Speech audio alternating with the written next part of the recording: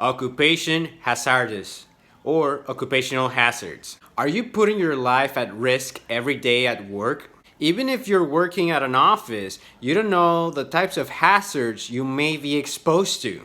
So by the end of this video, you'll have 4 steps you can follow to make sure that you are keeping yourself safe. If you want to find your ideal vocation, occupation, or hobby, subscribe to this channel and hit the notification bell below. Also, if you find you like this video and other videos you've seen, remember to hit the like button as well and share it with your friends. This takes us to our step 1. Find out your occupation's injury rate. The way to do this is to just Google it online or go into the US Labor Department's databases. Basically, what you want to do is you want to find your occupation's non-lethal and lethal injury rates so that you have an idea of how dangerous it is as an occupation. The way you do this is you compare that to the national average across all occupations in terms of the injury rate. So let's say, for example, if the injury rate is 3 out of 1,000 on average for the total of the population, and the injury rate, the lethal, as in you die, injury rate for your occupation is 30, then your occupation is, someone in your occupation will be 10 times more likely to die than the normal person simply because you're doing your job. We covered 10 of the most dangerous occupations when it came to this injury rate in our video of most dangerous occupations that you may see in the cards somewhere here in the screen. Now, how useful will this be to you? I mean, for example, you might think that you are doing something that's relatively safe as long as you take the precautions, but at the end of the day, you're putting yourself at risk in some occupations. For example, I personally do not like heights, but you can see that people who are construction workers, if they're working at heights, or painters, if they are painting like a several-story building or a 2-story house, then they are putting themselves at risk. Or if you're a roofer, your chances of getting an injury are considerably, and I mean considerably, higher than the rest of the population. So if you're doing something like that and you know that you're putting yourself at risk, and even if you don't, then go in and search what I told you, the lethal injury rate or the fatal injury rate in your profession, compare it to the average, and you'll know just how much more dangerous what you're doing is. And if you have the opportunity to change, then that might be something you might want to consider to get yourself out of harm's way. Alright, so some of you might be thinking, yeah, but I'm an office worker, what really is there for me? Or no, I'm working in another area, I'm not like a physical laborer or anything like that. Well, that's true, but that doesn't mean there's not a hazard. There are not hazards in your workplace that can really affect your health, especially long term. So this takes us to step 2, which is knowing the types of occupational hazards.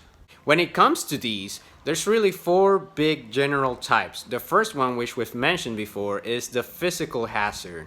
For example, you may be, like we said before, like a roofer. You have the physical hazard of potentially falling off a 10-story building. That is a very real danger.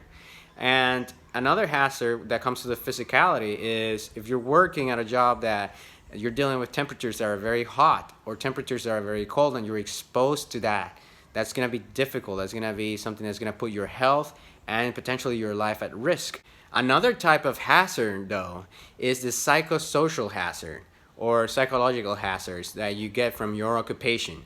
For example, when people talk about being burned out, when they talk about having incredible levels of stress that lead them to get addicted to alcohol or substances, then that is a very big potential hazard to your health, both short-term and long-term.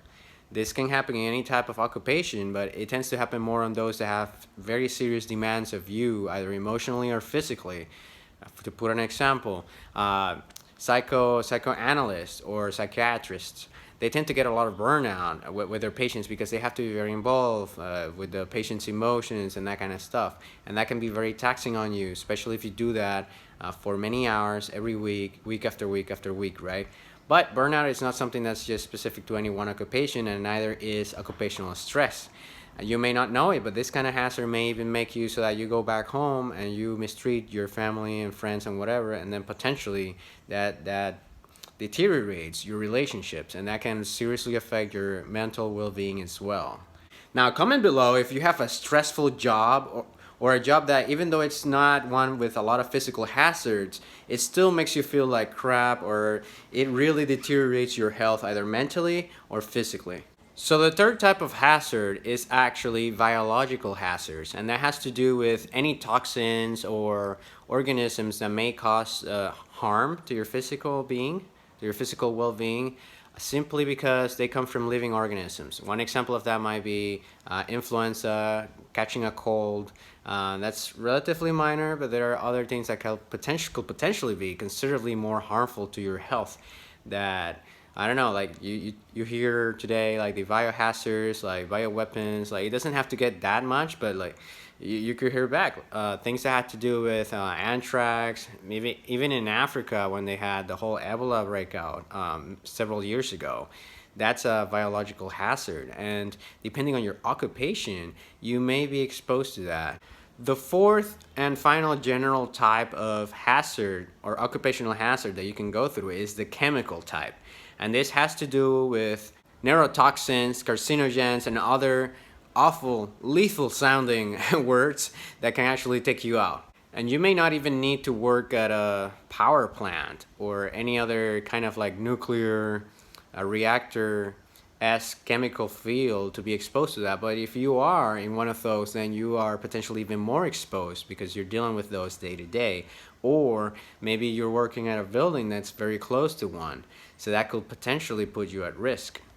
And our step 3, after you have already checked what your lethal injury rate is in your occupation, and you already understand a little bit more about the general types of hazards that you could be exposed to, the step 3 is to actually research what specific hazards could be affecting you in your specific situation. Maybe you're an office worker, but your office has a type of construction material that could have some chemicals in it that are harmful to people, which is something that's happened before. And even if you're not thinking about it, I mean, even as an office worker, you still have the physical hazard of ergonomics. For example, if you have to sit down all day for long hours every day, year after year, that has some long-term effects that are really detrimental to your health, in this case your lower back. But that's just one of many potential ones that could be affecting you. So you need to take care of yourself by actually going out and figuring out what could be affecting you right now so that you can actually take precautions.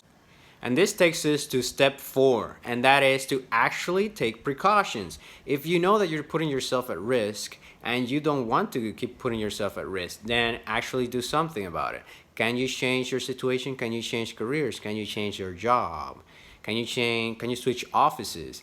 Really, it depends on the types of hazards that you're being exposed to. But if, for example, like we mentioned earlier, you're a roofer or you're someone who works with heights, and you know that that's a hazard, then think about how could you do your job in a way that doesn't put you physically at risk.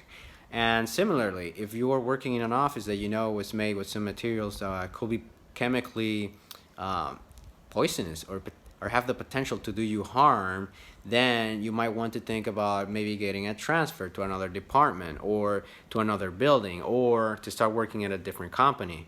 You could even like switch occupations altogether depending on how risky what you're doing is. And that is something important that you need to take into account, what kinds of precautions you can do.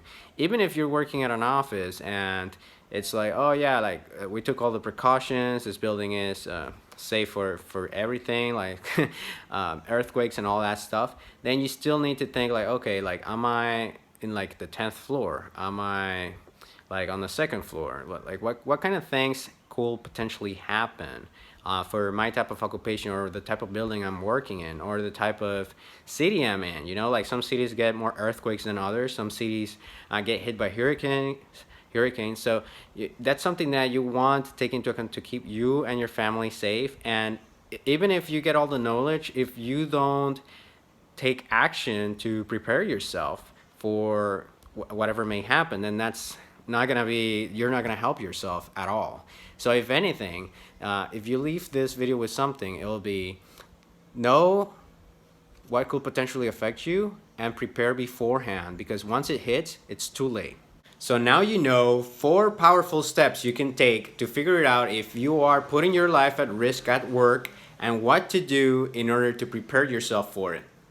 If you like this video, remember to hit the like button below, subscribe to this channel, and hit the notification bell. Also, share it with your friends and comment if you have any questions or anything you might like to add.